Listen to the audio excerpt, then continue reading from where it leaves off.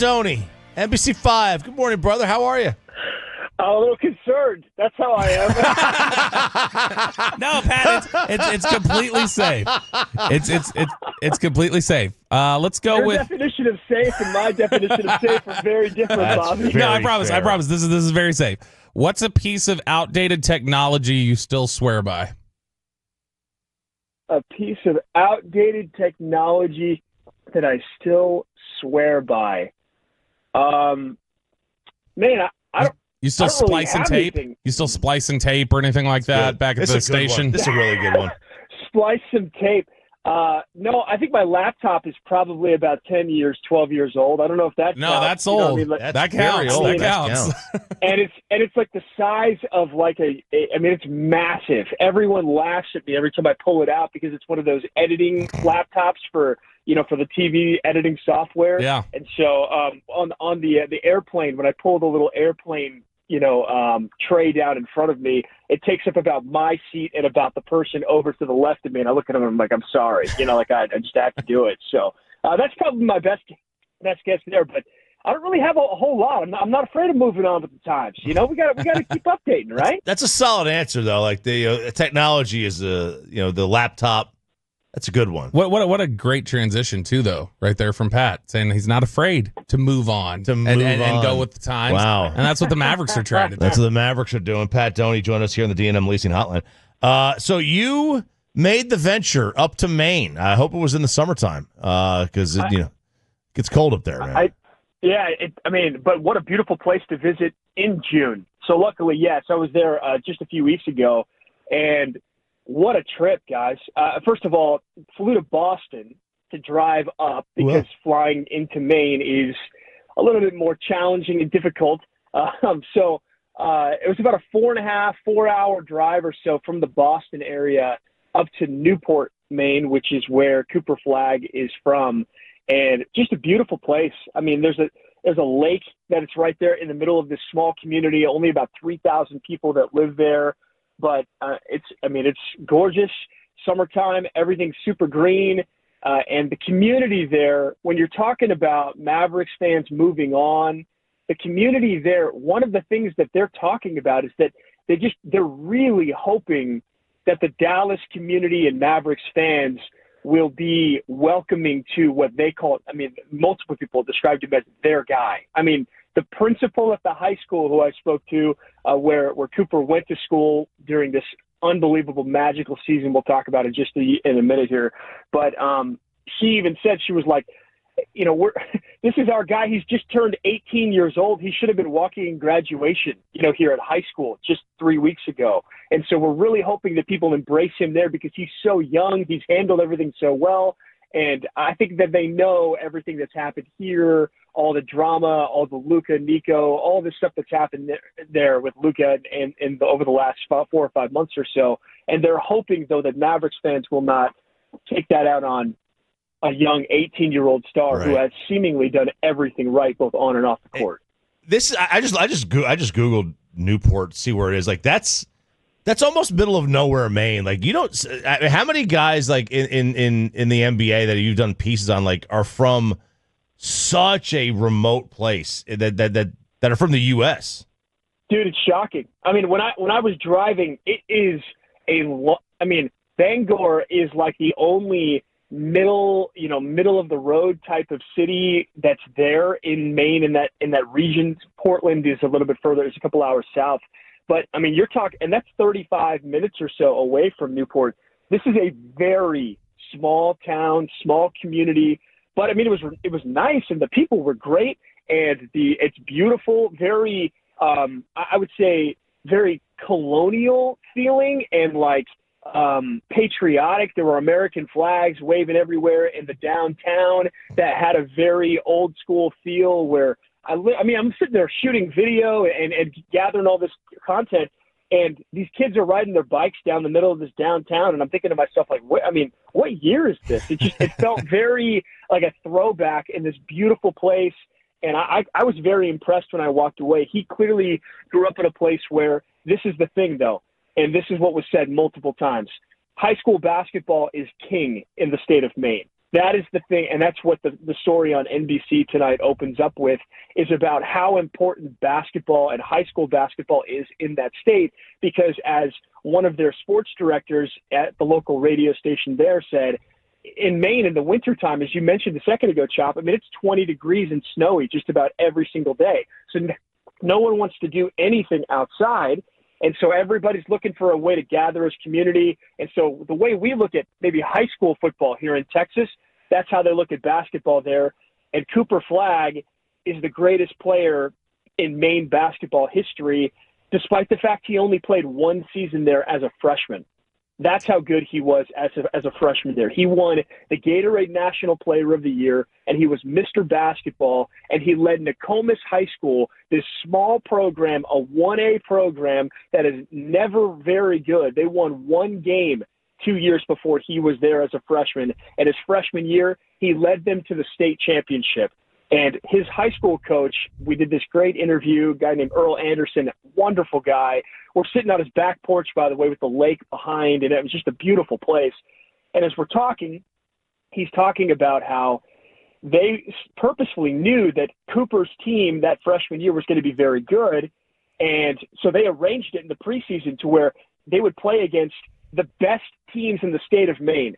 And he looks at me, and this is the preseason before he started his freshman year. He goes, he was the best player on the floor, and it was not even close. And it was before his freshman year began. And so I'm talking to some of his teammates from middle school and rec league, and all. They were like, yeah, we thought he was good when in fourth grade when he was playing in the sixth grade league, and he was the best player. But then in seventh grade, when he started dunking in games, and then in eighth grade, he averaged 20 a game in dunks in his eighth grade year. We were like, okay, this kid is legit. So it was shocking to hear the stories and to get the video and the pictures of just how great he was. And then the other thing that I took away that I couldn't believe was just how passionate and obsessive the community of Newport, but also the entire state is about him from this point. Last year, the local radio station there for the guy, Chris Popper, who I talked to, 92.9, the ticket, the sports station there in the state of Maine, broadcasted Duke games every single night that they were on. Wow. In Maine, it was Blue Devils North, because everybody there, as the coach described it, Duke games were must-watch TV. That's how obsessed they are about this one guy. And so they're fired up now to become Mavericks fans north, if you will. So this community and this state up there has this passion and this obsession. It was very interesting to hear about all of that in my time up there. You said he was player of the year, national player of the year as a 14-year-old? Player of the year in the state of Maine. Okay, I thought you said Gatorade I thought you meant like year. national player. I was like, what?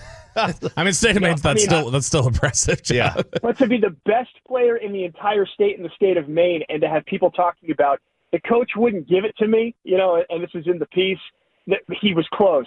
I mean, you got to imagine, okay, Earl Anderson's a guy who's coached basketball in that state for like 45 years and retired a few years ago, something like that. And I asked him, was that the best team in the history of the state of Maine? And he was like, if we would have stayed together one more year, then I would have maybe given it that. He goes, I'll give you top 5. And I'm like, just because everyone, it's like you couldn't believe that this freshman kid could be that good on that team to lead them to that level of greatness. But he's literally a legend in the state of Maine, despite only playing one high school year there before going to Montverde, played only 2 seasons at Montverde, graduated early, should have been a senior in high school this year at Duke, and won the Wooden National Player of the Year in a season in which he turned 18 years old in the middle of the year. I mean, it is wild, this guy's journey. And the fact that he also is doing not only, I mean, the highlight dunks are insane, right? I mean, the dunks, the pit dunk when he was at Duke is just, and that's an all-time posterization. And they've seen that. One of his teammates was like, every time I see it, I'm like, yeah, I've seen that before. I mean, like we were talking outside his childhood home, and there's a basketball hoop behind him without the rim on it. And it's because they ripped it off from dunking so many times as he was growing up. But to see all of that is great. But everybody says, but it's that he plays the game the right way. He dominates on defense. Nico will love that, right? He dominates on defense. But he also is a team first guy. averaged 20 a game, and they're like, he could have scored 40 a game if he wanted to, but he got his teammates involved. I walked away feeling like, as upset as Mavericks fans are still about Luka, and I understand that. I get that. I will never understand why the Mavericks decided to trade Luka Doncic, especially in the circumstances and the way that it all happened. But I walked away saying, this guy can still be special and can still be unbelievable for this Mavericks franchise. And I hope Mavs fans will give him the chance and the respect and the adoration that he deserves as fans, despite their frustrations with the team and with what happened in the past, because it's not his fault. And he is a special player. And from all that I've heard from everyone, off camera, on camera, everything, from every person in that community, he also sounds like an amazing, fantastic human being off the court as well. Pat Doney joining us here on 105.3 The Fan. Pat, one of the things that we've heard a lot of analysts talk about and people who have, been around him at Duke, and I'm curious if you heard any of this feedback, they talk about just the ultra competitiveness that he has and that he is like a very high level, intense competitor.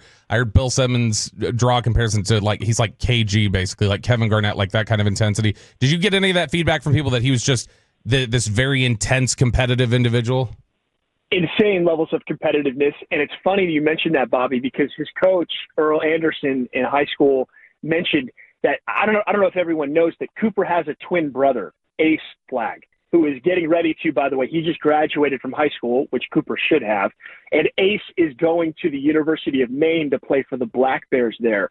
And just how big of a deal the Flagg name is, as one person described it in the story, the Flagg name is magic in Maine.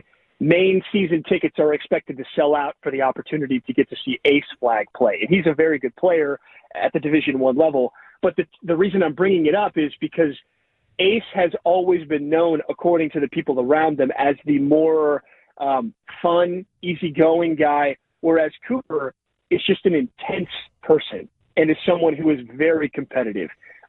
He was described as easily the hardest working player on their team in high school. And that's not and they were like, we know that sounds cliche, but legitimately, he was the hardest working player. In fact, his teammate pointed out, we're standing in front of that home that Cooper grew up in, and he said, I remember between 7th and 8th grade, he started dunking in games in 7th grade and realized that this was something that he could be really good at, and he could really dunk the basketball well. And he goes, and he points behind him, and he said, right above that garage right there, and that he started doing box jumps during the summer between 7th and 8th grade. And it was insane how hard he worked at it. And all of a sudden in 8th grade, that's when he started really just dunking on people in games.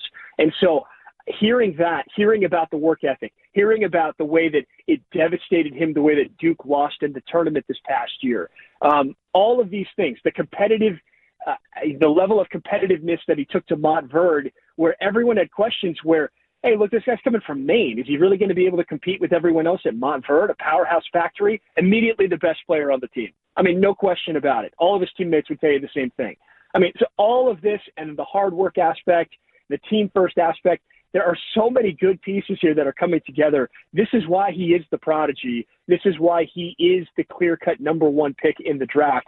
And this is why, again, I'm hoping Mavericks fans will be able to at least temporarily consider setting aside their frustration with the organization to at least understand the opportunity that they have in front of them now to watch and to see this guy on a day-to-day night. They have hit the jackpot with this. I think that this is a superstar player, clearly, but someone who's doing it the right way on and off the floor, who I think has a chance to be a generational talent. I know we've said that word for a long time around here about someone else, but it's true. They've gotten lucky, and they have another generational talent here that I hope gets the adoration that he deserves, because he is going to bring a lot of incredible plays to the Dallas Mavericks over the next years, hopefully for a long time here in the city of Dallas. Doney, where can we watch this tonight? It's going to be live, right? You're going to do this piece. It is, yeah, tonight on NBC5 at 10 p.m. on NBC5 News. And then the extended piece will be this weekend on NBC5 News on Saturday and Sunday. I'll have it at 6 and 10 o'clock. Can't wait to share it. What an awesome opportunity to get to go up there and to get to know some of these people and to be in that community. And I can't wait to now see their reaction to Cooper becoming a Maverick officially on Wednesday night. I hope everybody will check the story out. We'll also have it on our social media and online platforms here over the next few days as well. Appreciate it, man. Thank you so much. Great chatting with you guys. Have a great day. Thanks, Pat. Doney joining us here. D&M Leasing Hotline 105.3. That's good.